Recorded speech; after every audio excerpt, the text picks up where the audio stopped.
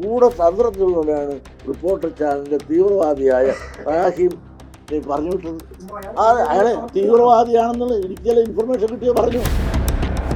മാധ്യമപ്രവർത്തകർക്കെതിരെ വീണ്ടും വെള്ളാപ്പള്ളി നടേശൻ. മാധ്യമപ്രവർത്തകനെ തീവ്രവാദി എന്ന് വിളിച്ചു. തനിക്ക് ലഭിച്ച വിവരത്തിന്റെ അടിസ്ഥാനത്തിലാണ് ഇങ്ങനെ വിളിക്കുന്നതെന്ന് വെള്ളാപ്പള്ളി നടേശൻ പറയുകയും ചെയ്തു. ഇവിടെ ശിവഗിരിയിൽ മതസൗഹാർദ്ദം തകർക്കുന്ന രീതിയിലുള്ള പ്രസംഗം ഞാൻ നടത്തണം, അല്ലെങ്കിൽ വീഡിയോ കിട്ടിയിട്ട് അത് ആഘോഷിക്കാനായിരുന്നു ഈ കുന്തക്കാരൻ്റെ ആഗ്രഹം. നിങ്ങൾ ശിവഗിരി അത് പറയേണ്ട സ്ഥലമാണോ?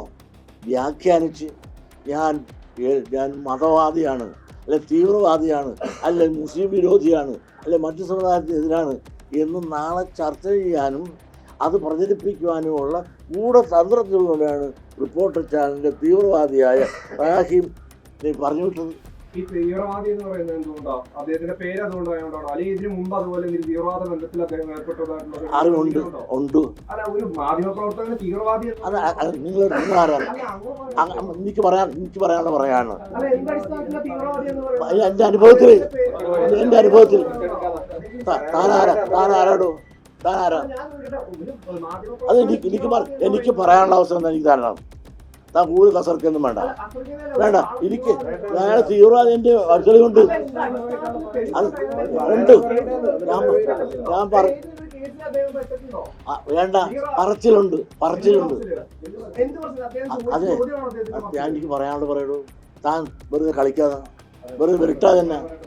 താൻ വിരട്ടൽ കാര്യം അയാളെ തീവ്രവാദിയാണെന്നുള്ള എനിക്ക് ചില ഇൻഫർമേഷൻ കിട്ടിയോ പറഞ്ഞു.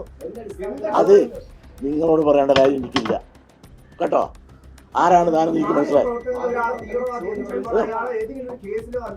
ഉണ്ടോ? ഉണ്ടെന്ന് ഇനി ഞാൻ കുറച്ച് അറിയണം. മര്യാദ എടുത്തോണ്ട് വയ്ക്കോളാം. കുറെ ആയത് താൻ അവിടെ കുറെ കസറി, ഇവിടെ വന്ന് വേറെയും കസറ, ഇവിടെ വന്ന് തൻ്റെ കൊമ്പൊന്നും ഇവിടെ എടുക്കണ്ട. താൻ പറഞ്ഞ അതെ, നിങ്ങൾ വേറെ പലയിടത്ത് പോയി ചർച്ച ചെയ്യണം. അതെ, നിങ്ങളെ മുമ്പ് ചർച്ച ചെയ്യാനില്ല. തൻ്റെ മുമ്പ് ചർച്ച ചെയ്യാൻ പറഞ്ഞ് ഇതിന് മറുപടി പറയാനല്ല ഞാൻ ഇരിക്കണത്. മാധ്യമപ്രവർത്തകരെ പേര് നോക്കി, ആ പേരിലെ മതം നോക്കി തീവ്രവാദി, ഭീകരവാദി എന്നൊക്കെ മുദ്ര കുത്തുന്നത്, അതും കേരളത്തിലെ പ്രമുഖനായ ഒരു സമുദായ നേതാവ് മുദ്ര കുത്തുന്നത് ആശങ്കപ്പെടുത്തുന്നതാണ്, അപകടകരമാണ്, ഭീതിപ്പെടുത്തുന്നതാണ്. ആക്ഷേപിച്ച് ഒരു വലിയ കേമന്മാരാകുക.